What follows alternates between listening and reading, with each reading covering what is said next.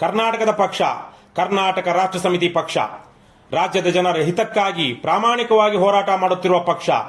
ಸ್ವಚ್ಛ, ಪ್ರಾಮಾಣಿಕ, ಜನಪರ ರಾಜಕಾರಣವನ್ನು ಮಾಡುತ್ತಿರುವ ರಾಜ್ಯದ ಏಕೈಕ ಪ್ರಾದೇಶಿಕ ಪಕ್ಷ. ಈ ಬಾರಿಯ ಲೋಕಸಭಾ ಚುನಾವಣೆಯಲ್ಲಿ ರಾಜ್ಯದ ಎಲ್ಲಾ 28 ಕ್ಷೇತ್ರಗಳಲ್ಲಿಯೂ ಸ್ಪರ್ಧಿಸುತ್ತಿರುವ ಪಕ್ಷ. ಬಂಧುಗಳೇ, ನಮ್ಮ ಹೆಮ್ಮೆಯ ಕರ್ನಾಟಕ ಸಮೃದ್ಧ ರಾಜ್ಯ, ಶ್ರೀಮಂತ ಪರಂಪರೆಯ ರಾಜ್ಯ.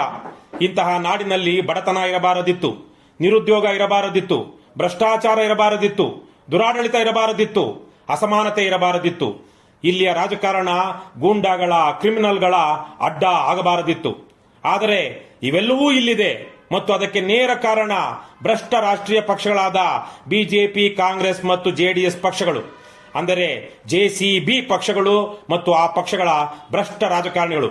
ಇವತ್ತು ಈ ಜನವಿರೋಧಿ ದೈತ್ಯ ಶಕ್ತಿಗಳ ವಿರುದ್ಧ ರಾಜ್ಯದಲ್ಲಿ ನಿರಂತರವಾಗಿ ಹೋರಾಟ ಮಾಡುತ್ತಿರುವ ಏಕೈಕ ಪಕ್ಷ ಕರ್ನಾಟಕ ರಾಷ್ಟ್ರ ಸಮಿತಿ ಪಕ್ಷ. ಬಂಧುಗಳೇ, ರಾಜ್ಯದಲ್ಲಿ ಈಗಲೂ ಇರುವ ಬಡತನ ನಿವಾರಣೆ ಆಗಬೇಕು ಎಂದರೆ ಇಲ್ಲಿ ಭ್ರಷ್ಟಾಚಾರ ನಿಲ್ಲಬೇಕು.